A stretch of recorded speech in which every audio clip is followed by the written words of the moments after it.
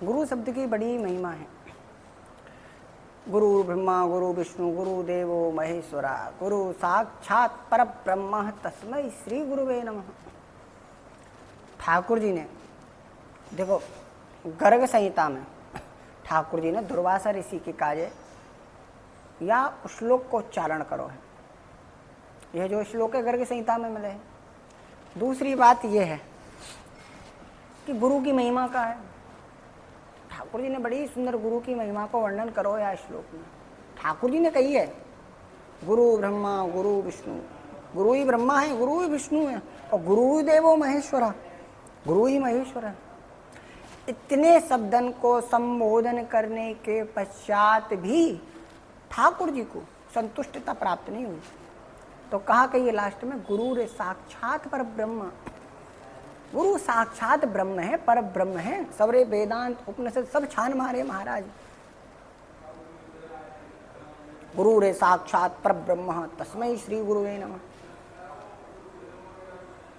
भगवान ने स्वयं गीता में भी कहा है कि सर्वधर्माण परित्यज्य मामेकम शरणं व्रज, कि अर्जुन सभी धर्मों को त्याग करके तू मेरी शरण में आ जा।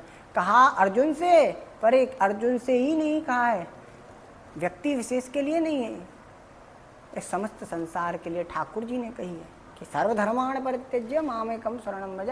सभी धर्मों को छोड़ करके, सभी साधनों को छोड़ करके, सभी कर्मों को छोड़ करके, सभी उपासनाओं को छोड़ करके, सब कुछ छोड़ करके मेरी शरण ग्रहण कर ले।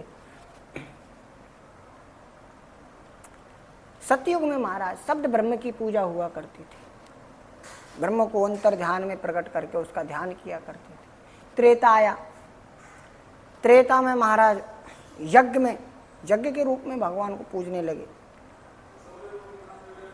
संसारिक व्यक्ति जो है, जो मनुष्य है, बड़ा ही स्वार्थी है, कर्महीन बोला गया। कर्म तो करता फिर भी भगवान के लिए जो कर्म करता है उसमें वो कर्महीनता दिखाता है। त्रेता आया तो यज्ञ करने लगे, जैसे ही द्वापर आया तो कहने लगे कब तक इस अग्नि के आगे स्वाहा स्वाहा करेंगे। तो महाराज मूर्ति सेवा जो है वह प्रचलित हुई। उसके पश्चात द्वापर आया।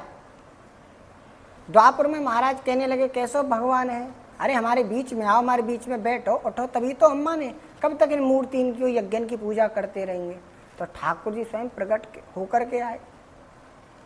सबन के संग में महाराज, ब्रजवासीन के संग में, द्वारकावासीन के संग में, मथुरावासीन के संग में, बीच में रहे।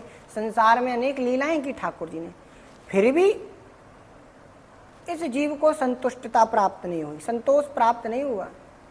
तो ठाकुर जी ने कहा कि यह जीव कलयुग में तो मुझे प्राप्त कर ही नहीं सकता, क्योंकि कलयुग में तो आदमी वैसे ही कर्महीन है, कर्म करना नहीं चाहता और सत्कर्म तो बिल्कुल भी करना नहीं चाहता। तो ठाकुर जी ने क्या किया, ठाकुर जी ने गुरु को ही अपना स्वरूप बता दिया। तभी तो ठाकुर जी गीता में कहते हैं सर्वधर्माण परित्यज्य मामेकम शरणं व्रज, कि सभी धर्मों को त्याग करके, उपासनाओं को, कर्म को, सबको त्याग करके मेरी शरण में आ जा। अर्थात ठाकुर जी कह रहे हैं कि गुरु की शरण में आने से ही मैं तुमको प्राप्त हो सकता हूँ। तुमने गुरु की शरण ग्रहण कर ली तो मुझको प्राप्त कर लिया। गुरु के बिना सभी साधन बेकार हैं, गुरु के बिना सब उपासनाएं बेकार हैं। किसी भी काऊ वस्तु को कोई सार ही तुमको प्राप्त न हो सके। और गुरु की शरण ग्रहण कर लोगे, गुरु के बताए हुए मार्ग पे वहाँ को अनुसरण करोगे तो सभी साधन, सभी भक्ति, सभी ज्ञान वैराग्य तुमको स्वतः ही प्राप्त हो जाएंगे।